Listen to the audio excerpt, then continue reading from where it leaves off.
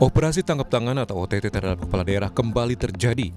Kali ini, Komisi Pemberantasan Korupsi menangkap Bupati Pekalongan, Fadia Arafik, melalui operasi tangkap tangan di Semarang, Jawa Tengah pada Selasa 3 Maret. Setelah menemukan alat bukti yang cukup, KPK menetapkan Bupati Pekalongan, Fadia Arafik sebagai tersangka kasus dugaan korupsi pengadaan barang dan jasa di lingkungan Pemkab Pekalongan. Deputi Penindakan dan Eksekusi KPK, Asep Guntur Rahayu, mengungkapkan peristiwa ini bermula saat suami Fadia, Mihtarudin Ashraf Abu, yang juga anggota DPR RI, dan anaknya, Muhammad Sabik Ashraf, yang juga anggota DPRD Pekalongan, membuat perusahaan PT Raja Nusantara Berjaya. KPK mengungkap perusahaan itu menerima total 46 miliar rupiah dari kontrak dengan Pemkab Pekalongan. Dari 46 miliar rupiah itu, 19 miliar rupiah dinikmati oleh keluarga Bupati. Dalam pemeriksaan intensif yang dilakukan, FAR menerangkan bahwa dirinya berlatar belakang sebagai musisi, ya bukan seorang birokrat. Ini yang disampaikan oleh saudari FAR. Serta dengan demikian, saudara FAR tidak memahami hukum dan tata kelola pemerintahan daerah. FAR mengaku urusan teknis birokrasi diserahkan kepada sekretaris daerah, sementara dirinya lebih banyak menjalankan fungsi seremonial di lingkungan Kabupaten Pekalongan. Itu yang disampaikan oleh saudari FAR pada saat memberikan keterangan. Hal ini tentunya bertentangan dengan asas presumptio aures de iure, teori fiksi hukum. Terlebih FAR adalah seorang bupati atau penyelenggara negara selama 2 periode, serta 1 kali menjabat sebagai wakil bupati periode 2011-2016. Bupati Pekalongan, Fadia Arafik, tersangka korupsi pengadaan barang dan jasa, membantah dirinya terjerat OTT KPK. Fadia bahkan bilang dirinya ditangkap saat tengah bersama Gubernur Jawa Tengah di Semarang. Fadia juga bilang tak terlibat apapun soal pengadaan barang dan jasa, namun Bupati bilang perusahaan itu milik keluarganya. Penangkapan saya, mereka menggerebek ke rumah, saya sedang sama Pak Gubernur Jawa Tengah. Jadi saya tidak ada OTT apapun, barang serupiah pun, demi Allah nggak ada. Ibu bersama Gubernur Jawa Tengah membahas apa, Ibu? Nggak membahas izin bahwa saya besok nggak bisa hadir acara MBG gitu. MBG? Bu, Ibu ikut proyek dalam pengadaan PBJ juga, Bu, ya, perusahaannya, Bu? Enggak, saya tidak ikut, Mbak. Itu apa itu? Ya. Itu bukan punya saya nggak pernah ikut. Itu perusahaan siapa, Bu? Itu perusahaan dari keluarga, bukan saya. Wakil Bupati Pekalongan, Sukirman, memastikan pelayanan pemerintahan berjalan normal usai KPK melakukan OTT Bupati Pekalongan, Fadia Arafik. Sukirman menyebut ruangan Bupati hingga sejumlah ruangan di kantor Setda tidak dapat digunakan lantaran masih disegel KPK. Begitupun aset mobil mewah milik Bupati Fadia yang disegel KPK dan masih terparkir di pendopo rumah dinas Bupati.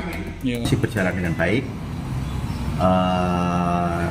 di bidang kesehatan, di bidang pendidikan, di pasar-pasar, UKM, UMKM, dan seterusnya, perizinan dan seterusnya masih berjalan dengan baik. Seperti biasa, kami secara otomatis selalu berbagi tugas, saya khususnya dengan Ibu Bupati. Bila satu berhalangan, satu mengerjakan yang lain. Pasca OTT KPK, ruang kantor Bupati Fadia Arafik, ruang Sekretaris Daerah Yulian Akbar, dan sejumlah ruang kepala dinas disegel KPK. Sejumlah aset mobil mewah milik Bupati Fadia di pendopo rumah dinas juga tak luput disegel KPK. Tim Liputan Kompas TV.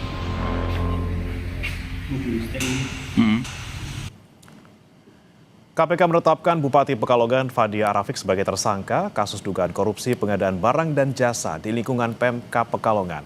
Dalam pemeriksaan yang dilakukan KPK, Bupati Pekalongan mengaku tidak paham soal birokrasi sebab Fadia berlatar belakang sebagai musisi dangdut. Lantas apa yang menjadi faktor pendorong kepala daerah melakukan korupsi dan seperti apa pengawasan dan pembekalan yang diberikan partai kepada kadernya yang menjadi kepala daerah? Kita akan bahas dengan sejumlah narasumber yang sudah bergabung melalui sambungan daring. Ada Wakil Ketua Umum Partai Golkar Ahmad Doli Kurnia dan pengamat politik Lingkar Madani Ray Rangkuti. Selamat pagi Bang Doli, Bang Ray. Selamat pagi. Assalamualaikum. Waalaikumsalam. Saya mau ke Bang Doli. Bang Doli, ini sikap dari Partai Golkar seperti apa? Ini dari tahun 2025 sampai sekarang ada 2 kalau tidak salah ya. Bupati Lampung Tengah Ardhito Wijaya dan juga Bupati Pekalongan Fadia Arafik yang terjerat korupsi. Iya, tentu kita semua prihatin ya dan kecewa tentunya. Pertama prihatin karena semakin hari semakin bukan berkurang ya, kepala daerah yang terkena atau terjebak masalah hukum, apalagi kena OTT dalam berapa bulan terakhir ini, kalau tidak salah sekitar 7 atau 8 ini. Nah, artinya kita melihat bahwa mereka ini tidak membaca situasi atau tidak baca perkembangan ya, bahwa ada kolega-koleganya yang sebelum mereka kena itu juga terjadi hal yang sama. Nah, kenapa mereka ulangi kan gitu? Kenapa tidak hati-hati? Nah, yang kedua, sebagai pimpinan partai Golkar, di mana ada seperti Pak Dia inilah, dia adalah kader Golkar, bahkan ketua di sana. Nah, tentu kita kecewa ya, kenapa senaif itu, ya. Karena di dalam partai kita sebetulnya kita sering sekali mengingatkan ya, jajaran partai kita ini untuk fokus menjalankan amanah yang diberikan rakyat, ya, melakukan kebijakan-kebijakan yang pro rakyat, kemudian selalu harus ikut aturan, gitu. Jangan mengambil kebijakan yang berpotensi bermasalah hukum, gitu. Nah, itu sering kita ingatkan. Bahkan sebetulnya kepala-kepala daerah seperti Fadia yang sudah 2 periode ini, itu pernah dulu kita lakukan semacam briefing atau pembekalan yang dilakukan oleh partai yang diisi oleh KPK, gitu. Nah, jadi sebetulnya tidak ada alasan ya, menurut saya, apalagi kalau tadi dijelaskan, menurut saya ya sudah tidak lagi perlu disampaikan alasan saya latar belakangnya apa, gitu ya. Ya, ketika kita siapapun latar belakangnya ya, begitu mengambil keputusan untuk mengabdi kepada bangsa dan negara melalui posisi-posisi jabatan publik, ya kita harus tahu tugas dan tanggung jawab kita itu apa, hak dan kewajiban kita apa, gitu. Jadi tidak ada no excuse lah ya, mau dari latar belakang mana, gitu. Nah, oleh karena itu menurut saya sih nggak usah lagi buat alasan-alasan yang tidak tepat seperti itu, ya jalani aja, pertanggungjawabkan apa yang dilakukan dan ikuti proses hukum ini. Jadi partai kami tentu tadi prihatin, kecewa, tapi kami tetap menghargai negara kita ini adalah negara hukum. Proses dan mekanisme hukumnya sudah diatur, ya dalam kasus ini ya jalani saja, kira-kira begitu. Nah, tapi kan memang sudah tadi disebutkan Bang Doli sudah ada pembekalan yang barang-barang KPK gitu ya, untuk tidak korupsi untuk mengikuti aturan-aturan yang ada. Apakah mungkin kemudian dengan kejadian lagi gitu Bang Doli sekali ini ke Fadia seperti itu, apakah kemudian pembekalan yang diberikan ini masih kayaknya kurang mengena, atau sebenarnya ini faktornya ya faktor di pribadi Fadia sendiri gitu? Ya itu tadi, dan selain masing-masing partai, saya kira kan seluruh kepala daerah itu juga sering ya mendapatkan pembekalan seperti itu. Katakanlah terakhir retreat itu kan juga sebetulnya pembekalan yang dilaksanakan oleh pemerintah pusat kepada seluruh kepala daerah, dan salah satu narasumber atau sesi yang ada dalam retreat itu adalah ketua KPK, gitu. Nah, artinya kan mereka sebetulnya udah berkali-kali kesempatan atau diberikan ya informasi tentang aturan dan segala macam itu. Nah, tapi memang lagi-lagi ya ini alarm keras buat kita, gitu ya. Kalau misalnya ada pejabat publik terutama kepada yang hampir berturut-turut ya terus-menerus ada yang terjebak masalah hukum. Jadi ini kan ya saya kira buat Indonesia ini bukan sebuah prestasi ya, ketika semakin banyak orang atau pejabat yang terkena masalah hukum gitu atau terjebak kasus korupsi, ya harusnya kan semakin lama semakin berkurang. Jadi artinya PR besar kita adalah membangun ekosistem ya, di mana semua orang itu tahu dan kemudian ya tidak mau lagi atau bisa ada pencegahan lah ya terhadap tindak pidana korupsi itu, dan itu tanggung jawab kita semua. Oke, kalau misalnya semua pejabat publik itu berasal dari partai politik, tentu salah satu atau tanggung jawab terbesarnya adalah dari partai politik. Tapi juga kita harus sama-sama membangun ya bangsa negara kita ini harus membangun sistem yang betul-betul bisa mengantisipasi atau mencegah ya semua kita ini adalah insan-insan atau pejabat-pejabat yang tahu hak dan kewajiban, paham mana yang salah yang benar gitu ya, sehingga tidak lagi melakukan langkah-langkah yang salah atau potensi masalah hukum itu atau korupsi. Oke, baik. Saya ke Bang Rey. Bang Rey, tanggapan Anda nih, sudah 2 periode jadi Bupati Pekalongan, bahkan sebelumnya sudah jadi Wakil Bupati juga gitu ya, sudah diberikan pembekalan kalau kata Bang Doli tadi di Partai Golkar. Masa iya alasannya karena nggak tahu soal aturan? Apakah ini cuma cara ngeles gitu ya, supaya dia lolos dari tuduhan, tapi cara ngelesnya kurang lihai gitu, Bang Rey? Iya, kalau nggak ngerti kok malah jadi bupati kan aneh. Tapi itu juga sebetulnya kan membuat Golkar jadi malu. Kenapa?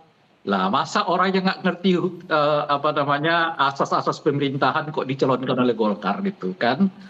Dan jangan lupa beliau ini adalah orang yang bagian dari orang yang dititipi oleh Pak Jokowi kan? Ya ini artinya ada 2 sebetulnya kan, satu di Golkar, satu di Pak Jokowi. Tapi tiba-tiba ngelesnya itu loh, saya nggak tahu loh, kok Golkar kok dorong orang yang nggak tahu kelola pemerintah daerah kan? Sama dengan Pak Jokowi juga kok bisa mendukung orang yang atau menitip orang yang nggak mengerti tata kelola pemerintahan daerah.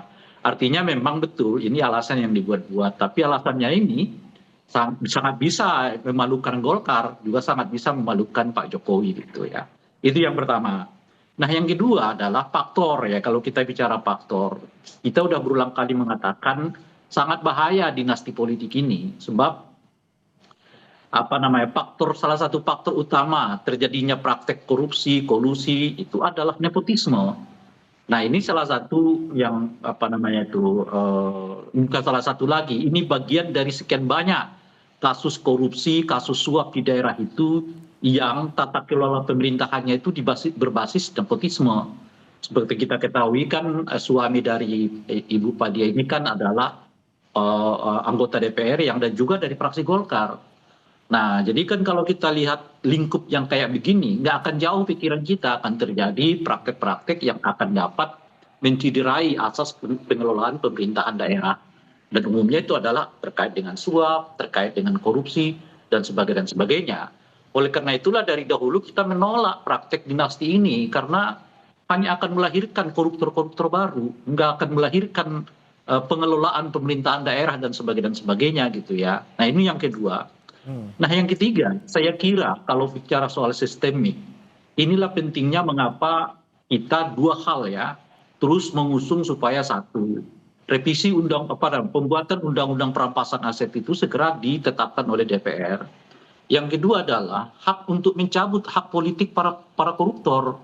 Sayangnya kan yang kedua ini dibatalkan lagi, ya, di mana hak orang yang didakwa dan divonis ya melakukan tindak pidana korupsi lebih dari yang hukumnya lebih dari 5 tahun, itu otomatis hak politiknya hilang, itu dibatalkan lagi. Nah, efeknya seperti yang sekarang.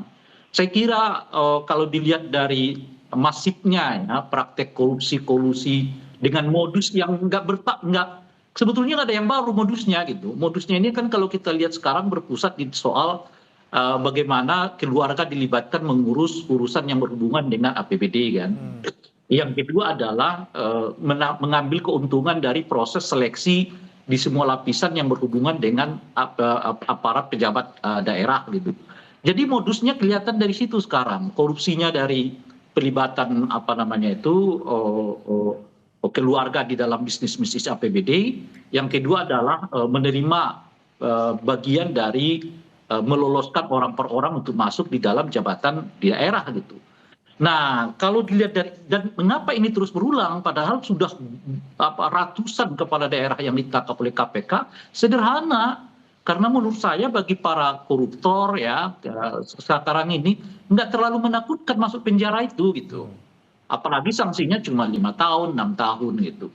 Nah, oleh karena itu saya kira akan berulang terus, nggak akan selalu menakutkan mereka. Kan kita udah lihat banyak sekali mantan napi koruptor yang kembali ke politik, diterima oleh partai, didudukkan dengan sangat mulia lagi oleh partai, bahkan ada yang juga mendirikan partai politik, ada yang ikut terlibat dalam pengurus partai politik di jabatan-jabatan yang sangat prestisius gitu.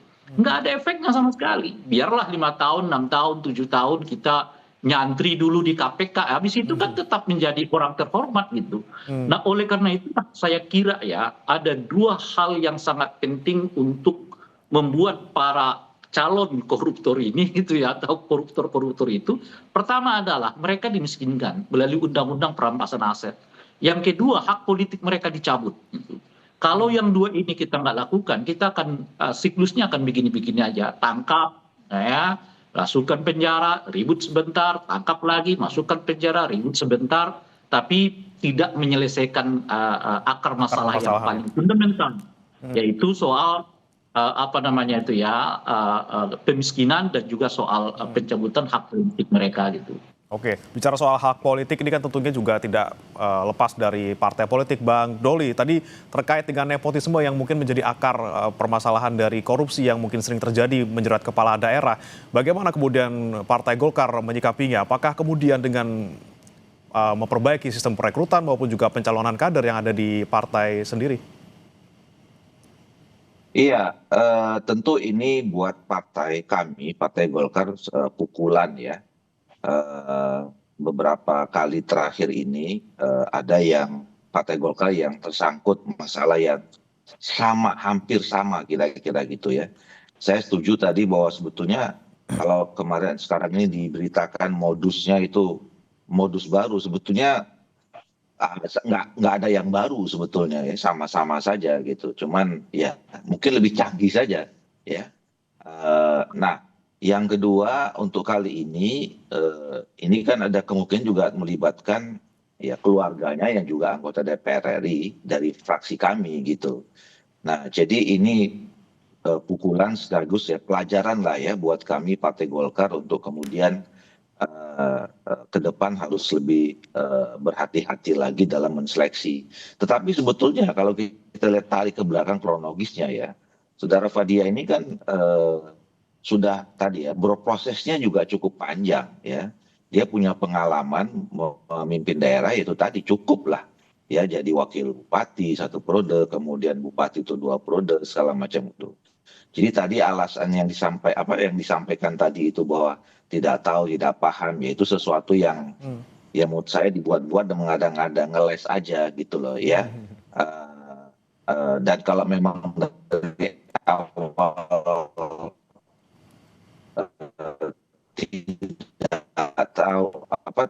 tidak tahu ya tentu kan proses perjalanan pemerintah di sana pasti terganggu. Terus ini ya pemerintah di sana kan selama ini berjalan cukup baik juga gitu ya. Nah, jadi itu dua hal yang berbeda.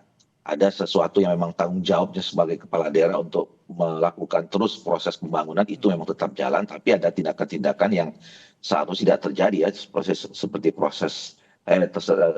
seperti terjadi tindakan tindak pidana korupsi ini, yang itu tidak, sekali lagi saya katakan di awal, tidak ada alasan ya, no excuse, apakah memang berlatar belakang ini dan itu nggak ada alasan. Faktanya sekarang terjebak masalah hukum dan harus dipertanggungjawabkan.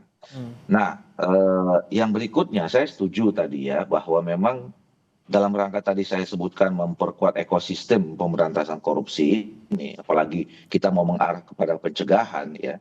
Satu, memang harus didukung oleh regulasi yang cukup. Nah, saya dan beberapa teman-teman DPR juga kan kemarin setuju dan mendukung ya perlu adanya undang-undang perampasan aset ini segera untuk diundangkan. Ada undang-undang tentang perampasan aset.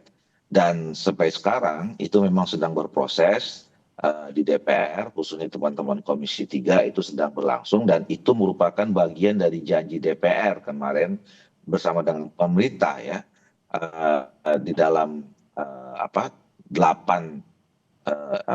7 plus berapa itu kemarin, 8 plus sebagai tuntutan dari teman-teman atau masyarakat dan mahasiswa pada Agustus yang lalu gitu. Nah, itu yang pertama. Yang kedua, memang perlu ada mungkin ya revisi ya, atau kemudian merumuskan ulang tentang aturan-aturan seperti yang tadi itu. Soal KKN ini kan ini isu dulu kita yang lama sebetulnya ya. Dulu saya sama Bung Rai ini waktu masih sama-sama jadi anak-anak kecil dulu, jadi aktivis gitu. Kata-kata KKN itu kan kata yang populer yang memang tidak, yang menjadi musuh kita pada saat itu, ya kan? Nah, harusnya sih tidak diulangi lagi ya, apalagi kalau kemudian itu dimasukkan dalam melonggarkan aturan-aturan, ya.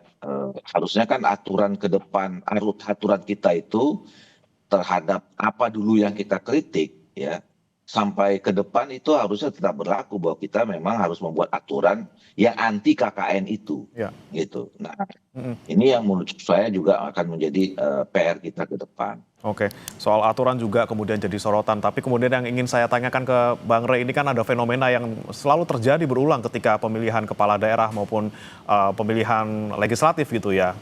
Partai politik kemudian ini getol banget gitu kalau misalnya mau ngerekrut calon kader ini dari artis, dari penyanyi, dari seleb gitu ya, yang tentunya oke lah untuk secara elektoral mungkin bisa gitu ya karena sudah populer, tapi di sisi lain nanti ujung-ujungnya kayak Arafik lagi gitu, Fadi Arafik. Saya nggak ngerti apa-apa soalnya saya penyanyi dangdut. Nah, ini bagaimana kemudian menyeimbangkan antara ingin menarik suara dengan yaitu kompetensi dan juga mungkin pengetahuan dia soal politik? Saya ini sebetulnya agak tidak terlalu senang kalau berbicara segala sesuatu harus mengubah aturan dulu, buat aturan dulu dan sebagainya gitu. Seolah-olah kalau tanpa aturan segala hal nggak bisa kita lakukan gitu. Nah, maksud saya begini, saya merasa nggak perlu lagi aturan untuk mengatakan bahwa orang yang tidak terlalu cakap di dalam satu kegiatan itu dilibatkan dalam kegiatan itu. Orang yang benar-benar pemula gitu. Dan saya kira juga nggak perlu lagi aturan untuk mengatakan kalau orang mau menempati posisi tertentu di Republik ini, mereka harus melalui proses gitu. Nah, oleh karena itu seleksi yang seperti itu mestinya terjadi di partai politik. Partai politik lah yang melakukan seleksi. Apakah orang ini sudah pada tahap atau kriteria yang layak mumpuni untuk diberi jabatan, katakanlah misalnya kepala daerah dan sebagainya gitu. Itu adanya di partai politik menurut saya gitu.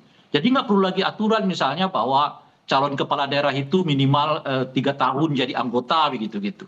Nah, terlalu rigid. Nah, harus ada kesadaran kolektif yang digerakkan oleh moralitas berbangsa dan bernegara bahwa orang ini memang sudah patut layak untuk duduk di jabatan-jabatan publik. Nah, seleksinya itu ada di partai. Nah, masalahnya jangankan berbicara soal soal artis gitu ya, atau orang yang baru masuk jadi anggota partai lalu tiba-tiba dicalonkan sebagai caleg macam-macam.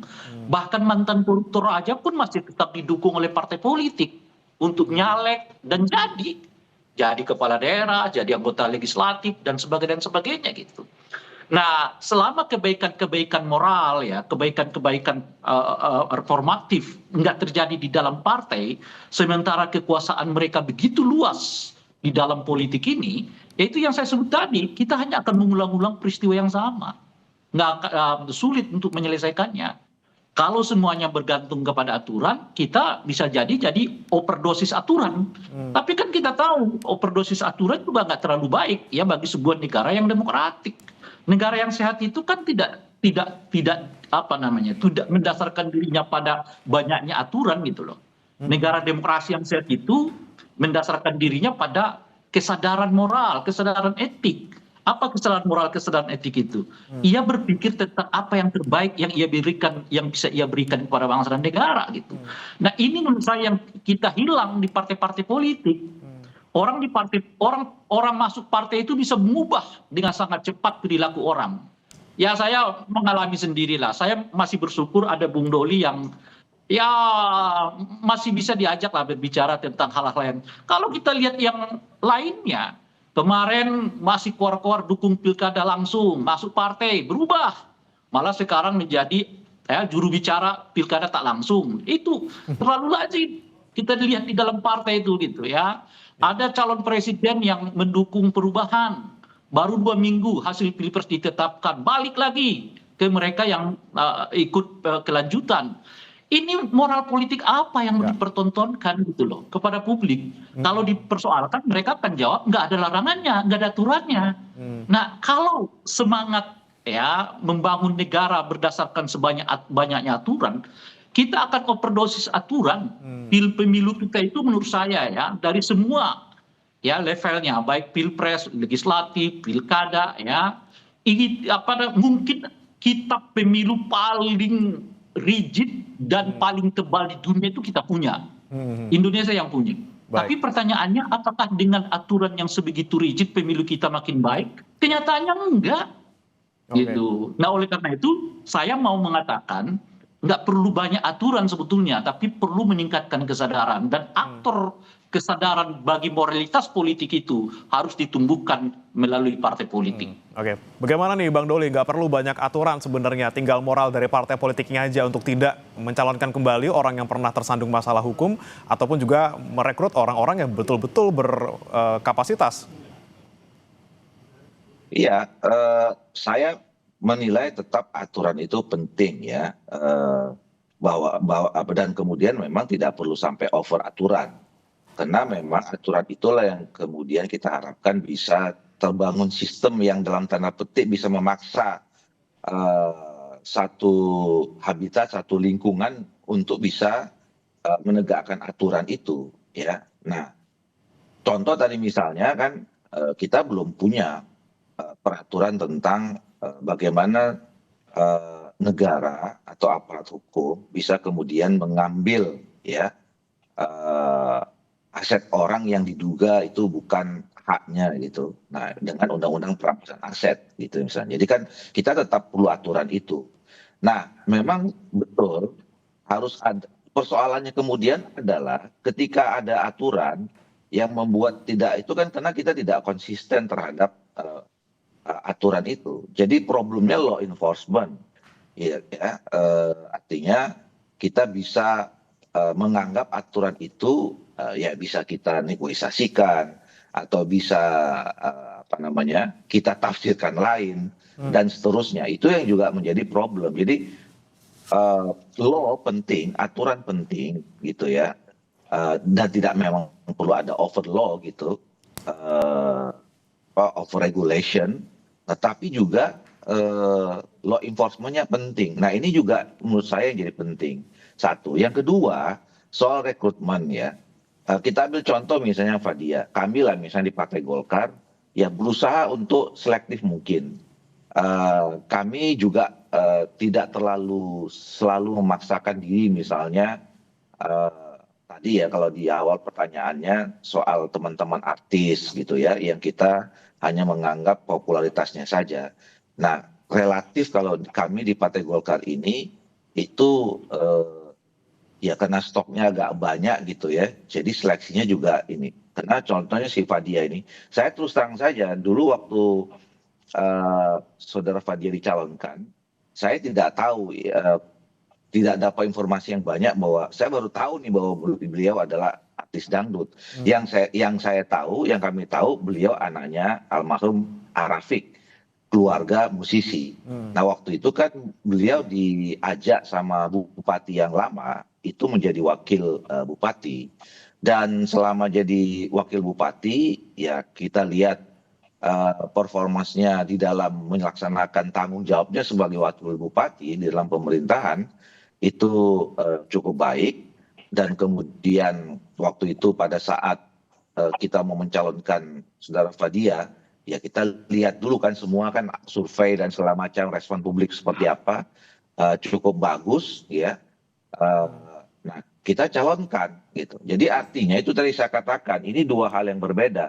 Satu soal performance sebagai atau skill ya sebagai pejabat publik yang diberi tanggung jawab untuk melaksanakan sebuah pemerintahan.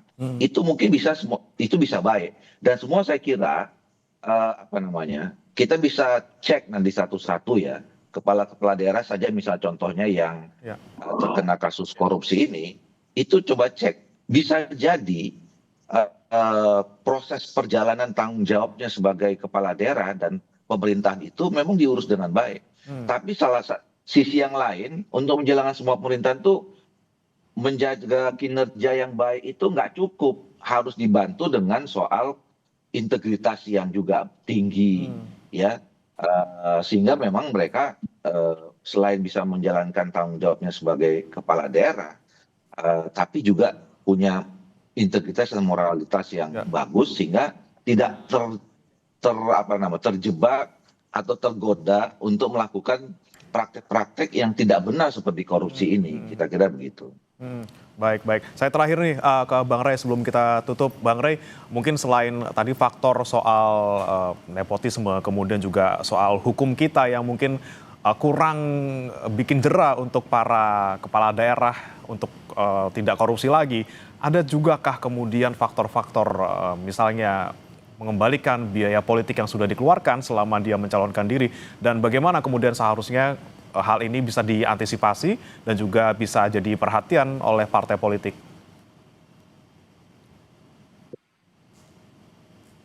Bang Rey.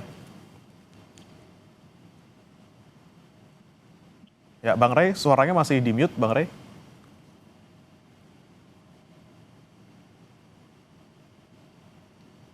Ya, Bang Rey, bisa dinyalakan, Bang Rey? Ya. Baik, sepertinya masih dimatikan. Saya terakhir mungkin ke Bang Doli dulu. Bang Doli, kemudian apa yang kemudian bisa Anda pastikan lagi nih, Bang Rey, jangan sampai kader-kader partai politik terutama juga dari Golkar nanti kena lagi gitu. Mungkin edukasi sudah dilakukan, kemudian pengawasan juga sudah dilakukan. Apa yang kemudian bisa dipastikan lagi oleh partai Golkar khususnya agar kedepannya tidak ada lagi nih kader-kader partai politik dari Golkar yang terjerat korupsi? Ya, kita sebetulnya terus-menerus ya mengingatkan, kemudian memberikan informasi, kemudian pemutaran gitu ya terhadap seluruh kader kita untuk, apalagi dengan terakhir ini kan beruntun ini ya, beruntun, dan saya kira memang ya kita makin hari pimpinan partai seluruhnya termasuk kami Partai Golkar ya harus betul-betul alert ya, terus memasang mata telinga gitu untuk kemudian memonitor seluruh jajaran partai kita supaya memang tidak akan ada lagi ke depan yang terjebak dengan hal yang sama gitu. Ini kan ya tadi itu mungkin ya, ini saya waktu itu tadi melanjutkan apa yang disampaikan oleh Burai ya.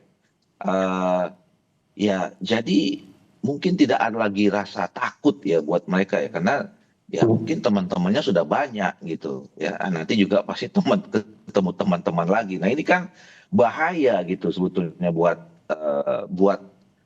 kita yang mengaku sebagai negara hukum, ketika semua orang sudah merasa tidak ada ketakutan lagi untuk melakukan tindak pidana korupsi, karena mungkin tadi ya satu aturannya yang mengatur soal itu memberikan sanksi mungkin kurang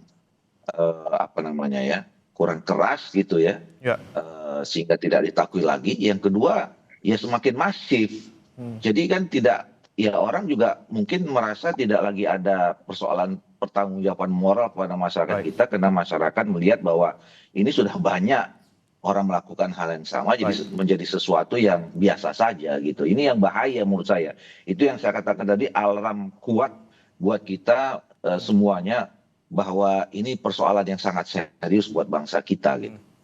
Baik, terakhir singkat saja Bang Doli, sudah maksud kami Bang Rey sudah bisa mendengar dan sudah bisa terdengar suaranya, mungkin coba cek audio lagi Bang Rey. Oke, sepertinya Bosnya. Oh iya, sepertinya ya? Udah tuh. Sudah. Oke, Halo. Bang Rey, singkat saja Bang Rey. Bang Rey, singkat saja. Ini mungkin terakhir, kemudian bagaimana kita bisa memutus mata rantai pejabat daerah yang korupsi, sudah ada 8 selama tahun 2025 sampai 2026. Apa yang bisa kita lakukan sekarang konkretnya? Mengoptimalkan pengawasan terhadap dana kampanye. inilah salah satu yang menurut saya agak lemah kita lakukan. Oleh karena itu saya punya usul ke depan ini mungkin dana kampanye itu langsung diserahkan ke KPK gitu. Nah, KPK lah yang langsung mengawasi sejauh apa penggunaan dana kampanye para calon sehingga kita bisa mengantisipasi orang ini punya potensi untuk korupsi apa tidak. Nah, yang kedua pengawasan terkait dengan praktek politik uang. Sayangnya Bawaslu kita nggak terlalu optimal bekerja pada wilayah ini. Dan oleh karena itulah saya juga merasa Bawaslu kita ini perlu direformasi, Bung Dol. Jadi nggak perlu kita memiliki Bawaslu yang sedemikian gede, besar, terstruktur. Tapi kalau terkait dengan politik uang, kinerjanya sangat lemah. Mereka hanya mengatur soal administrasi, mengurusi hal administrasi, tapi nggak masuk ke isu-isu yang sangat substantif. Bagaimana dana kampanyenya, bagaimana praktek penggunaan dana kampanye, bagaimana praktek politik uang dan sebagainya. Sebab aturan praktek politik uang itu sudah sangat terang benderang di dalam undang-undang kita, tapi seringkali itu kemudian justru jadi alasan untuk tidak terjadi permasalahan terkait dengan praktek politik uang. Nah ini semua sangat tergantung pada visi daripada Bawaslu-nya. Kalau Bawaslu-nya seperti sekarang nggak bisa optimal dalam kerangka ya memberantas penyakit paling fundamental dalam pemilu. Satu, manipulasi suara. Kedua adalah praktek politik uang. Yang ketiga adalah penggunaan kekerasan dan hoax. Yang keempat adalah daftar pemilih. Yang ngapain kita bentuk Bawaslu yang sedemikian gede gitu loh. Bagus aja kita buat panitia ad hoc lah, satgas gitu, satgas anti politik uang, satgas anti pembelian suara, manipulasi suara, daripada membuat badan Bawaslu yang sedemikian besar tapi tidak mampu ya melakukan pemberantasan terhadap praktek politik uang itu. Baik, berarti dari hulu, tengah, dan juga hilir. Dari hulu mulai dari perekrutan, pencalonan di partai politik, kemudian ketika pemilihan di kampanye, pengawasannya harus diperketat.